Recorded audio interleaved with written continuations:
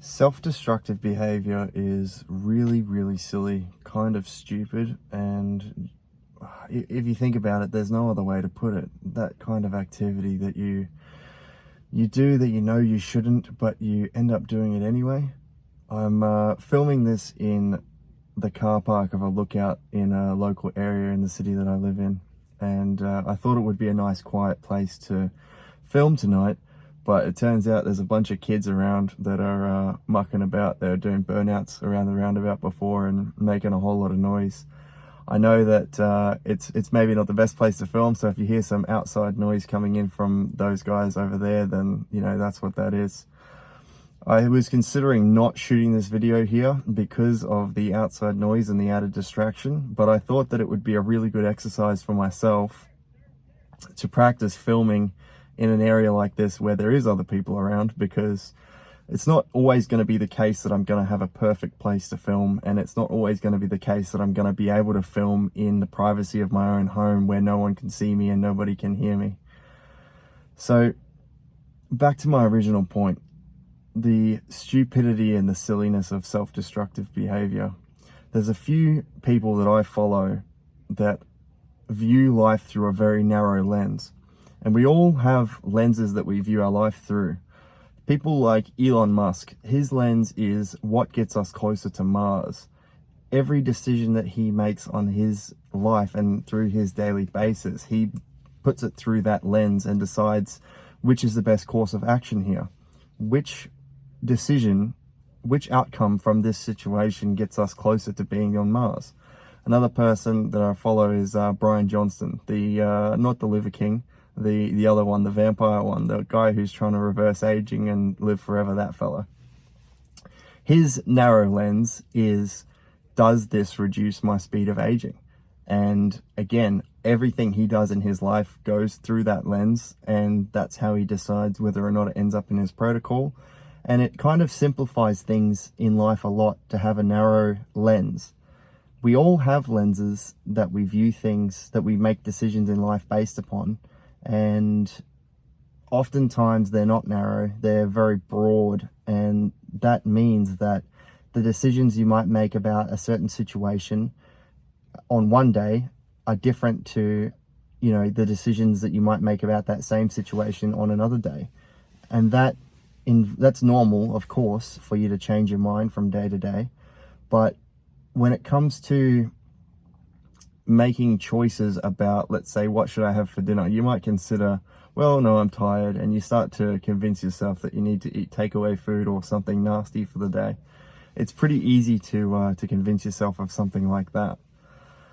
The thing that I've learned recently and have tried to implement in my life is this idea of energy levels, because I've been feeling tired a lot recently. I've been thinking about energy levels and also momentum, and trying to use that as a lens to help myself make decisions, and thinking about it like, should I eat fast food today? And then I think about, well, how do I feel after I eat fast food? Do I feel like that increases my energy levels, or do I feel like that decreases my energy levels? And then that is a narrow lens for me to be able to pass through my decisions and then see which is the correct course of action. I've been also doing this project, filming a little bit, which has taken a considerable amount of energy, and learned a lot through this process as well. One of the things that I've learned is how skinny I look on camera, which is, let me just say that I've never had more motivation in my life to work out than I do after seeing myself on camera. It's really amazing, the things that you pick up on and the things you might learn about yourself by doing a project such as this. So that's going to be incorporated into my new thought process in the future, which is, okay, which decision gets me in better shape to get me looking fitter, looking healthier on camera? So that'll be, you know, tomorrow or tonight or next time, you know, when it's time to go to the gym. If I think, okay, I'm tired, or I start to convince myself, no, I haven't eaten enough protein today, or I start to make excuses, I think, well, what do I want? What's the thing that I want? I want to start looking better when I'm filming. So that means it's time to get up and go to the gym. You might have noticed, those of you following along at home, that I missed my upload schedule yesterday. It wasn't for lack of trying, believe me. It wasn't for lack of effort. It is still not an excuse, and I must say that that is still unacceptable. I need to stick to my word and stick to my goal, which is to get a video up every day for the purposes of practice, the purposes of repetitions, and the purposes of getting this, putting it out into the world. It's not going to happen if I don't make it happen, and there's no one that can make it happen other than me, so all of that responsibility falls onto myself. The reason that I failed my upload schedule yesterday was because I decided that it's time for me to take a course in talking to the camera and getting better at this whole YouTube vlogging kind of thing. And so yesterday I've completed day 1 of that workshop. Now there were several exercises involved in getting that day 1 workshop completed, and what I've wanted to do is compile those exercises into a video which I can then post online, and everyone can see the progress that I've made just in one afternoon of attending that workshop and actively working on strategies and ways to, get better at this. So keep posted. I look forward to posting that video. Drop me a follow if you're interested in seeing that upload. And I would like to ask you a question as well. What are some of the lenses that you think in your life are causing you to make decisions?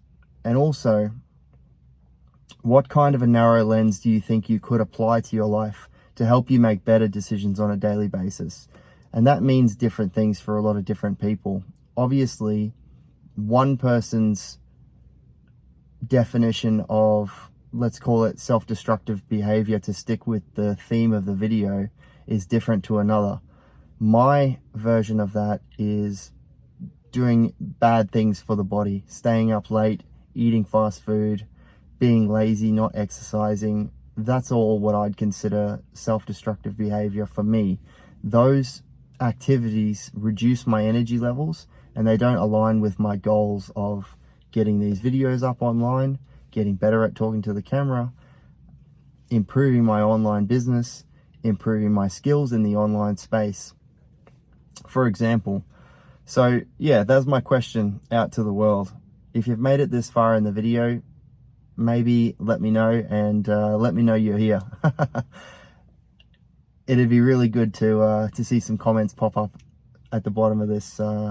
If not today, if not tomorrow, then maybe one day.